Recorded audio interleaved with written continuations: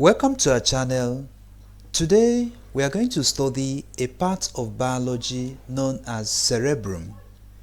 We are going to study this part of biology with questions and answers for a better understanding. The first question we have here says, the most abundant cells of the cerebral cortex are called dash. A. Pyramidal cells. B. Stellate cells. C. Pancreatic cells. D. None of the above. In this question, the correct answer is A. Pyramidal cells. Pyramidal cells are the cells of the cerebral cortex, and studies have shown that these pyramidal cells are the most abundant cells of this cerebral cortex.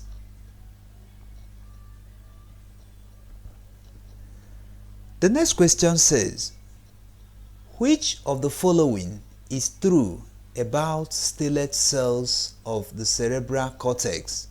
A. They are small neurons. B. They have short axons. C. They have a star-shaped appearance. D. All of the above. In this question, the correct answer is D. All of the above. There is what we call stellate cells found in the cerebral cortex. Studies have shown that these cells are small neurons found in the cerebral cortex, and these neurons have short axons. They have a star-shaped appearance. All these things are facts about these stellate cells of the cerebral cortex. The next question says, stellate cells are also called dash. A. Granule cells. B. Macro cells. C. Polycells. D. None of the above. In this question, the correct answer is A. Granule cells. These stellate cells are also regarded as granule cells. The next question says, the most superficial layer of the cerebral cortex underlining the pure matter is called dash. A. Molecular layer. B. Ozone layer. C. Atomic layer. D. None of the above. In this question, the correct answer is A. Molecular layer. Molecular layer is the most superficial layer of the cerebral cortex underlining the pure matter.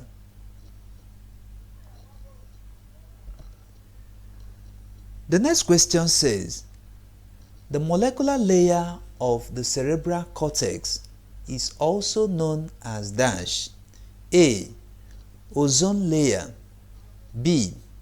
Plexiform layer. C. Atomic layer. D. None of the above. In this question, the correct answer is B. Plexiform layer. The molecular layer of the cerebral cortex is also regarded as the plexiform layer. The next question says, the cerebral cortex is organized into dash layer cells. A. 2-layer cells. B. 6-layer cells. C. 10-layer cells. D. 15-layer cells. In this question, the correct answer is B. 6-layer cells. Research have shown that there are cells that make up this cerebral cortex. There are a lot of neurons that are arranged in layers in this cerebral cortex, and these cells are arranged in 6 layers. So in the cerebral cortex there is 6 layer cells in it. The next question says, which of the following is true about the multiform layer of the cerebral cortex? A. It is the deepest layer of the cerebral cortex. B. It contains neurons of different shapes. C. It is also called the polymorphic layer of the cerebral cortex. D. All of the above. In this question, the correct answer is D. All of the above. There is what we call the multiform layer of the cerebral cortex. Studies have shown that this multiform layer of the cerebral cortex is the deepest layer of the cerebral cortex among other layers, and this contains neurons of different shapes. Scientists have studied this layer and discovered that it contains a lot of neurons of different shapes, and this layer is also called the polymorphic layer of the cerebral cortex. All these things are facts about the multiform layer of the cerebral cortex. The next question says, the left hemisphere of the cerebrum communicates with the right hemisphere through the dash. A. Vermis. B. Corpus callosum. C. Synovium. D. Parenchyma. In this question, the correct answer is B. Corpus callosum. Studies have shown that there are 2 hemispheres in this cerebrum, and we have the left hemisphere and the right hemisphere. So the left hemisphere of the cerebrum communicates with the right hemisphere through this part known as corpus callosum.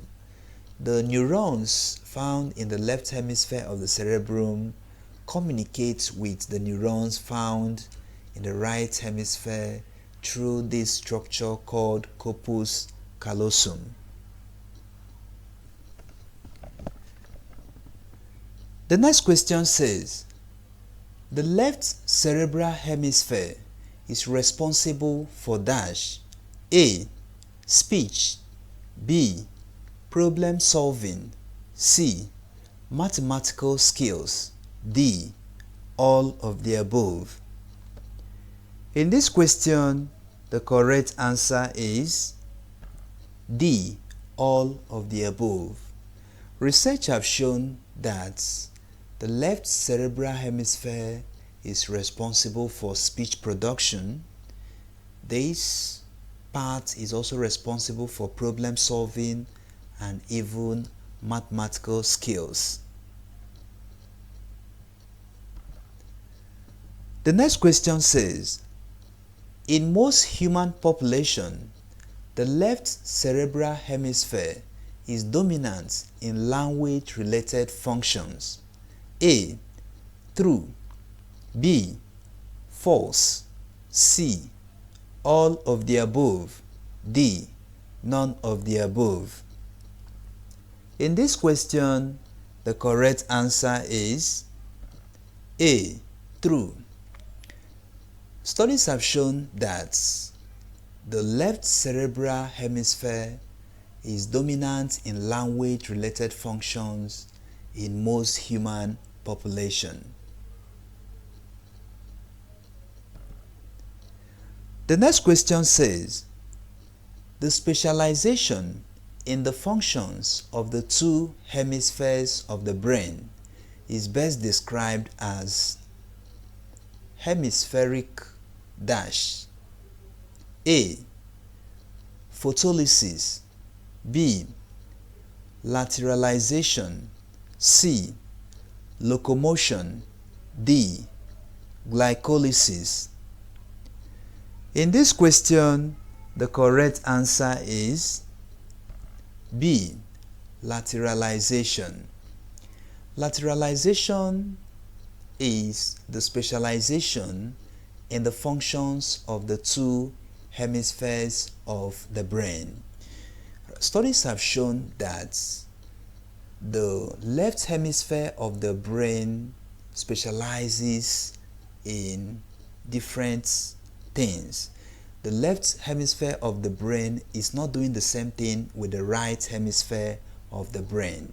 So this specialization in the functions of these two hemispheres of the brain is what we call hemispheric lateralization. The next question says, the part of the cerebrum that helps a person to understand what another person is saying is best described as dash. A. Wernicke's area, B. spinal cord, C. vermis, D. none of the above. In this question, the correct answer is A. Wernicke's area. Research have shown that the cerebrum is a part of the brain in charge of different intellectual functions in human beings. But there are different parts of this cerebrum.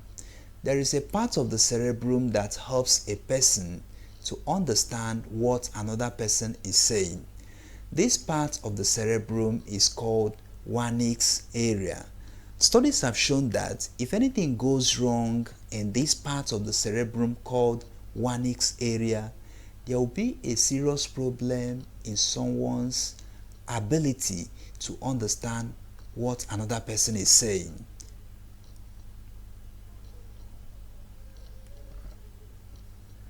The next question says, the part of the cerebrum that helps someone in speech production is best described as dash. A. Broca's area, B. cerebellum, C. spinal cord, D. vermis. In this question, the correct answer is A. Broca's area. Broca's area is the part of the cerebrum that helps someone in speech production.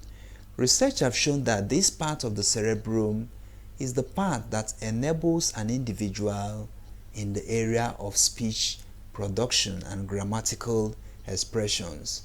So this part was discovered by a medical scientist called Broca many years ago. So many researchers have looked into this and discovered that this part called the Broca's area is the part of the cerebrum that helps an individual in speech production.